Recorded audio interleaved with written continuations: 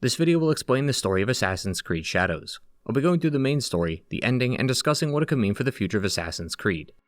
As always, I want to issue a spoiler warning before we begin. Make sure to beat the game and then come back. I also wanted to issue a huge shout out to Ubisoft for not only providing me with a code for the game early, but also sponsoring this video. Assassin's Creed Shadows takes the series to feudal Japan, fit with historical locations like shrines and temples, as well as constantly changing weather and seasons that reflect the environment around you. In Shadows, you can play as both the RPG combat-focused Yasuke and the stealth-focused shinobi Naoe, letting you swap between them at will. I'll hold off on explaining their story and how they fit into the broader narrative though, as we'll be discussing that throughout the video. At the time of this video's release, Assassin's Creed Shadows will be out now, so pick up the game now if that description or this video interests you. Again, a massive shout out to Ubisoft for sponsoring the video, and with that out of the way, let's get started. So I want to quickly mention two things as they will help set up the video going forward. One, this video will go over the game's events as they pertain to the canon mode.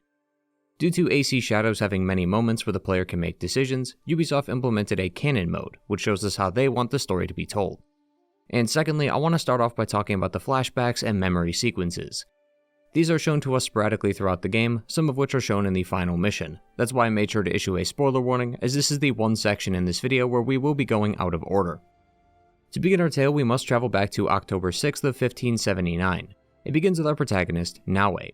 She lives in the region of Iga here in Japan. We find her sparring with her father, Nagato. After their quick session, she's then tasked with helping out her auntie Matsu.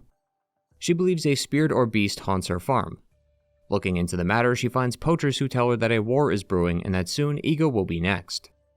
Later that day, Auntie Matsu also gifted her old katana. During their talk, they are interrupted by Momochi Sandayu, who asks Naoe if she can fight. A lord by the name of Oda Nobunaga will soon be attacking Iga. Oda Nobunaga has the ultimate goal of unifying Japan under one clan and banner, and Iga is the next on his list. He sends his son Oda Nobukatsu to deal with them, only to be outmatched as the Igan warriors prefer to fight from the shadows. She is then tasked by Momochi to recon one of their watchtowers, as they haven't received word from them in some time. Naoe learns that Oda clan soldiers have taken over the watchtower and have been there for several weeks. After many weeks and presumably months of training and reflecting, Nagato encourages her to come to the Iki, a meeting of the mind so to speak. Oda Nobunaga is approaching with more men than ever before, and Iga must decide what to do. An outsider, Hattori Hanzo, suggests that they fly under his banner for his protection, but the Igans are too prideful to accept help. Nagato and Naoe set out to the nearby base of the Oda clan to potentially discover their plans. Hanzo then hands Nagato a secret note, but before we can learn what is on it, the attack on Iga begins. This attack notably occurs in 1581, 2 years after our story first began. Before these events, a man named Diogo is seen aboard a Portuguese ship. He and his mother are slaves to slave masters Duarte de Mello and Nuno Caro. Diogo's mother had found some documents that Nuno Caro didn't appreciate her reading. She was shot and killed for this, and Yasuke would have soon followed if not for an assassin who gave him time to jump overboard. After drifting at sea, he was found by Jesuit missionaries Luis and Valignano. They took him under his wing and he accompanied them on their pilgrimages. Fast forwarding back to 1581, they came to Japan to push the worship of Jesus Christ. But traveling past Kyoto is dangerous, so they need Oda Nobunaga's permission to grant them and the other priests free movement in his lands. He considers the offer and ultimately accepts, but is much more interested in Diogo.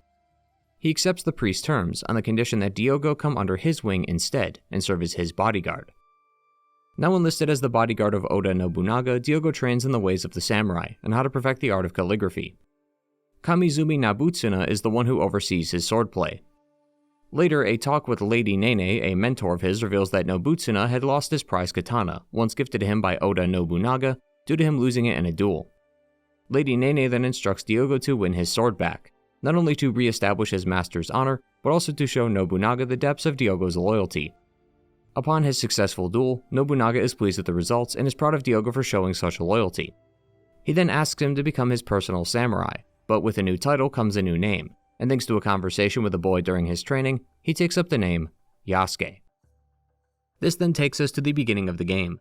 Yasuke, now a samurai, fought alongside Oda Nobunaga and was there the day that Nobunaga's army had attacked Iga. Yasuke's side of the conflict shows him successfully pushing through the Iga forces, before coming face to face with Momochi. After killing him, Yasuke notices the hidden blade on his wrist, the same one wielded by the assassin who saved his life. He inquires about its origin, but with so little time, Momochi is unable to explain, only saying that there is a woman out there with a similar blade as him and that he must find her. During this time, Naoe is told by her father to go to a tomb in the mountains and grab what's inside. The tomb is locked but can be opened using the hidden blade that he gives her. Upon entering the tomb, she finds a box but is attacked by a samurai who steals it from her. Her father finds her and they ride together to Tomiko's, who is an old friend of his, so that they can heal and rest. But Naoe was entrusted with the duty of protecting the box, so the moment she is able, she rushes to the nearby castle where the samurai is stationed and takes it back. But while walking back to Tomiko, she is shot by another masked individual, before an entire group of people come out from the tree line. Nagato, even in his injured state, manages to rush here and help Naoe, even cutting one of the members' ears off, but was ultimately killed shortly after, leaving Naoe without the box, a father, and possibly her own life as she bleeds out on the grass.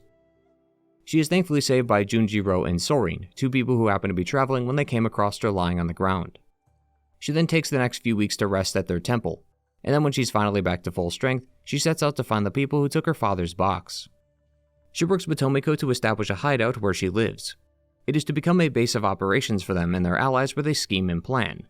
Tomiko also gives Naoe her first lead on two of the members, both the man who lost his ear during the battle and the woman with the golden-lined gun. This involves Naoe sneaking into a tea ceremony to find her, and then following the trail of a man who destroys temples and shrines who is also a soldier for Oda Nobunaga. Once both are killed, Naoe receives a message from Akechi Mitsuhide, general of Oda Nobunaga. Mitsuhide wants revenge for Nobunaga killing his mother. He's been thinking of betraying him for some time, but now he has the manpower necessary to make the assault. Nobunaga loves tea ceremonies, and he is currently at one in the Honnoji Temple.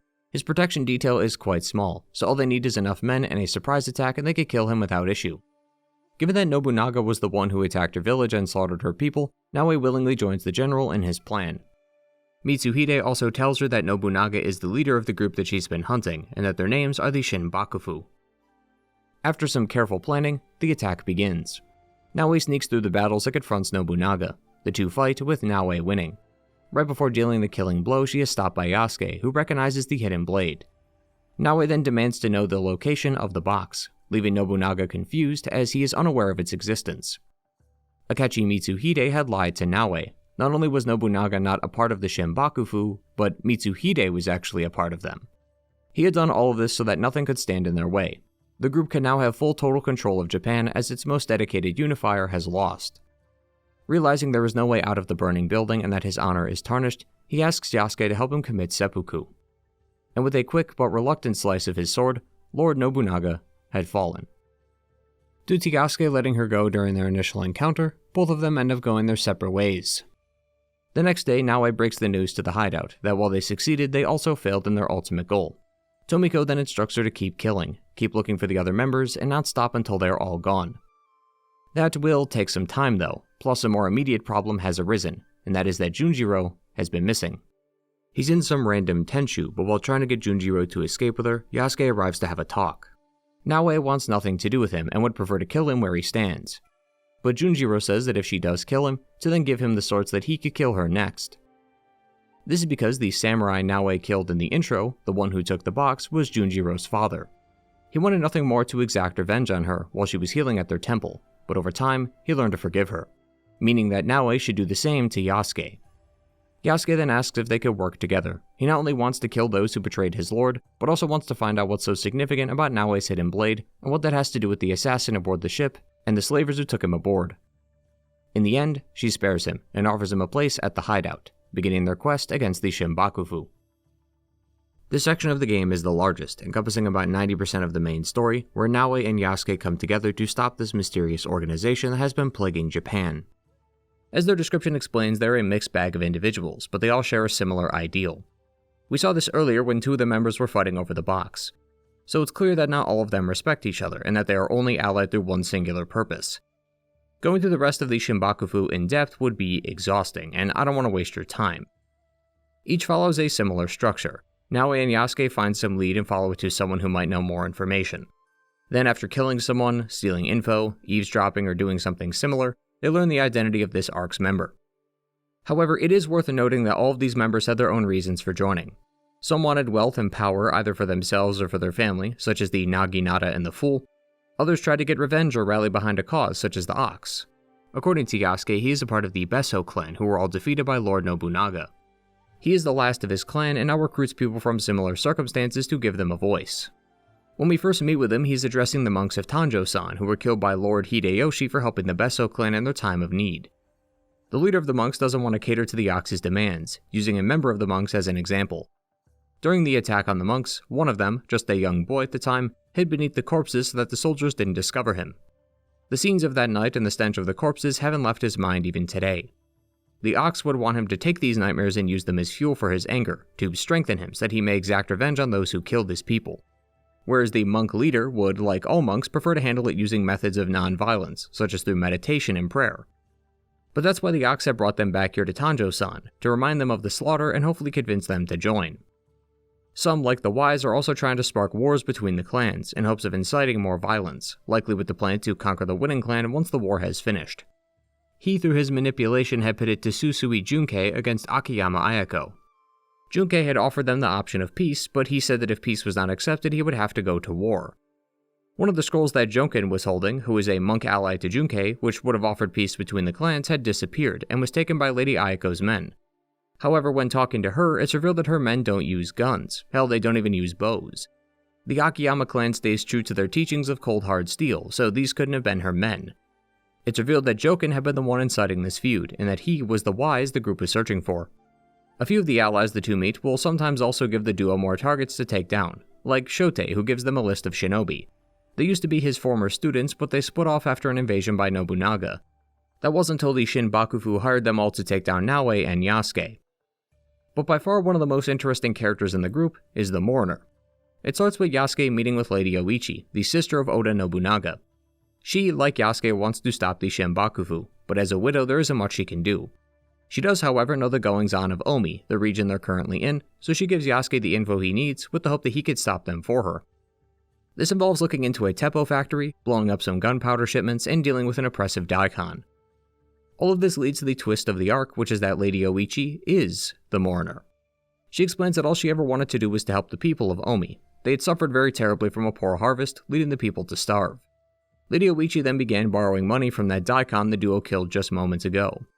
She was able to acquire enough funds to give the people a proper harvest, but her debts continued to grow until she could no longer pay them. The daikon then offered her an invitation to the Shinbakufu, under the guise that they could help the people of Omi. But once she realized her mistake, it was too late. The duo is then given the choice of letting her live or not. Yasuke doesn't want to kill her, but Naoe sees her like all the other Shinbakufu, murderers who killed her father and terrorized her country. However, she was convinced to spare her in the end, making her the only Shinbakufu so far to have survived. Essentially, each one of the Shinbakufu members wanted something out of this partnership. Given the diverse number of reasons, it's clear that many of them didn't see eye to eye, nor care about conquering Japan. Their actions explicitly caused chaos within Japan, but not all of them seemed interested in ruling it. And it was their unwillingness to find common ground and their constant underestimation of the duo that brought about their demises. Before we move on to the ending though, I wanted to highlight two specific side quests that pertain to our duo.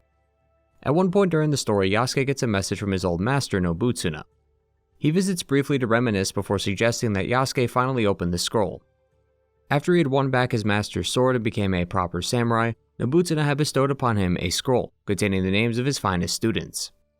Their skills would make Yasuke an incredible warrior should he seek them out, while also re-establishing Nobutsuna's legacy as a teacher, as these students had left after he was disgraced by the rival school I mentioned earlier.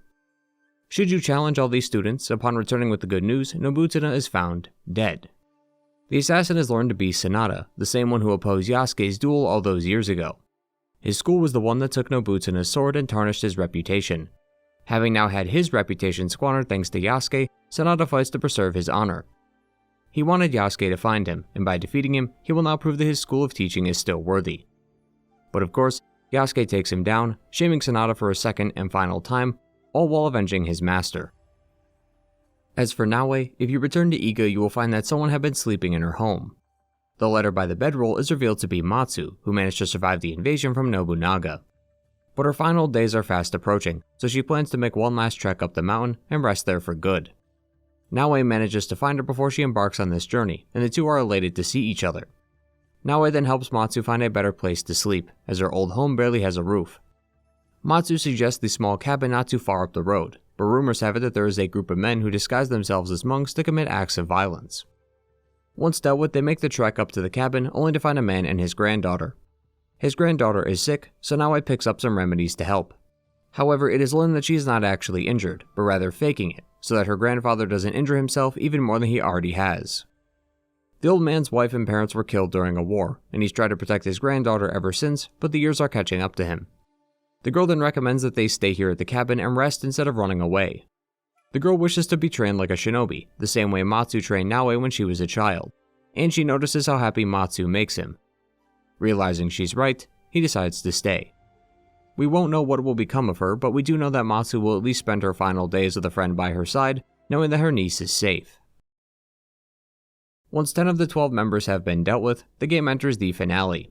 By this point, the only ones left are Akechi Mitsuhide, our traitor, and the mysterious leader who is still gone unnamed and unmasked. Akechi Mitsuhide is killed like all the others when an all-out assault on his castle occurs with the help of Lord Hideyoshi, as it forces him to confront the duo alone.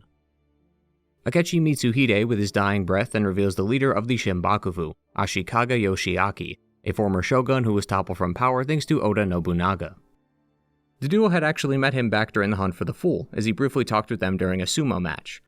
Oddly enough, some of his dialogue back then does hint at this reveal. He talks about how those at a disadvantage must be able to manipulate all the forces at play to win. He also prefers to oversee things from a distance, rather than fight things up close, referring to his overseeing of the Shinbakufu from the shadows and how he wants to reinstate his power as the shogun again. There are also a couple of metaphors he used during his talk. Yasuke comments on how the sumo wrestler he bet on winning during the match doesn't seem to be the fan favorite. The former shogun replies that the people will rally behind the man once they see that he is the only one left standing and that his enemies are below him, a metaphor for his grand plan. Once confronted, he does not fight, as he knows he has lost. So he offers them a proposal, the sparing of his life in exchange for information that they so desperately seek. Before this attack, you were supposed to do some quests that would advance the duo's personal quests. This is the second part of those quests. When hunting the fox, Yasuke hears the name Duarte de Mello. He tries to confront the man who said that name, but is unable to get any information out of him. When Yasuke had left that ship and came to Japan, he buried that part of him, assuming it would never be unearthed again. Hearing that these men are back and in Japan, all that rage, anger, and sadness have come flooding back. He is now more dedicated than ever to making sure that they never leave this country alive. Through some investigation, he was able to find the location of Duarte de Mello and cut him down immediately. He also learns that both Duarte and Nuno Caro served the Templar Order. When asking Luis about the Templars, he mentions how he had heard of their names in passing back in Italy. This is of course a reference to the Ezio trilogy, as he mentions the Pope and the House of Borgia, which were prominent figures in the Ezio games. He also follows the events of those games, by also stating that a mysterious organization had wiped them out, but info about the group is unknown. Thanks to Luis's translation, Yasuke also learns of a Kimura K, who is training soldiers to serve under Nuno Caro. Following his trail, Yasuke confirms his allegiance to the Templars, no thanks to the giant cross on his chest, and also ends his life. For now, the road ended here, as no new leads on Nuno Caro were available. Through the former shogun, he is given the name of a woman named the Silver Queen, who happens to be the daughter of Akechi Mitsuhide, the man Yasuke just killed like an hour ago. She wants to meet with him, but it was actually so she could poison him, as was instructed by Nuno Caro. The thing is, she isn't actually against Yasuke. She doesn't like Nuno Caro either, and if she really wanted him dead, she would have killed him by now. They talk after he regains consciousness and the two work together, but a deal must be made. Yasuke is to save her younger brother from Nuno Caro's grasp, and then, once his safety is assured, she will tell him where he is. As expected, Yasuke saves her brother, tracks down Nuno Caro, and then ends his life too, finally getting revenge and closure for what happened to his mother all those years ago. As for Naoi, she's been trying to learn about her parents and her secret history. She eventually comes in contact with Hattori Hanzo again. He lets slip that there are actually 3 boxes instead of just the one she's been chasing. But he pleads for her to stop this quest for the box. This dedication to the boxes got Naoi's parents killed, and he doesn't want this to happen to her too. But she's incredibly stubborn, so ultimately he gives in, telling her that if she truly wishes to learn of her family's past, then she will have to visit a tomb in Setsu. Entering the tomb, she finds piles of bodies, some of which wield hidden blades like her. At the back, she finds the logo of the Creed. Inside is 3 altars where the 3 boxes used to be kept, along with an armor stand holding the classic assassin's outfit. Next to it is a journal written in Latin. Yasuke translates it, revealing that its author is Alvaro Cataribera, a Spaniard who joined the assassins. He says that he and Susuyu, Naoi's mother, found a new ally, Momochi Sandayu, who we saw in the intro. There are also some notes of other outposts throughout the region. This is when the player is encouraged to step into the Animus tears that appear nearby. We'll talk about the Animus and such in just a bit, but hopping inside sees us listening to a voiceover of Alvaro. Alvaro was already an assassin, but he had left the Brotherhood as he had gone against their oaths. He then found his way to Japan, specifically Nagasaki, where he found himself caught in another war. He would need allies to help fight this threat, which is when he found Susuyu. He would then later recruit Momochi, Hanzo, and Nagato, and all of them would be a part of the Creed. Another Animus tear also sees Nuno, Caro, and Duarte talking about the Templar Inner Sanctum, who are the guys they report to. They discuss the importance of these artifacts within the box. They don't specifically mention or show them, but the assassins of this era consider them to be symbols of Japan's virtues. Nuno Caro then goes on to say that the Shinbakufu were under the Templar thumb. They were to trade those boxes to the Templars, and in return they would be granted the throne, but as Nuno Caro says, it would be a gilded cage in the Templar court. The Shinbakufu may believe they have the power, but the Templars would be the true rulers. Their only roadblock was Oda Nobunaga. His singular belief in unifying Japan created some complications in their plans. But they were already aware that some of his men were willing to betray him, confirming that the Templars were the ones who gave Akechi Mitsuhide the push he needed to betray Oda Nobunaga. Regarding the secret hideouts, Naoe finds all 4 scattered throughout Japan. From the notes found there, Tsuyu had discovered that the Templars had found where the boxes were. She called all the members of the Creed to protect the boxes, but we all know how that went. We saw the bodies in the tomb when we came in. Once again, through the former shogun, Naoe learns of the existence of another assassin carrying a hidden blade like hers and Yamato. Going to the location, she finds another tomb. This one opens not with a blade, but with the song her parents used to play.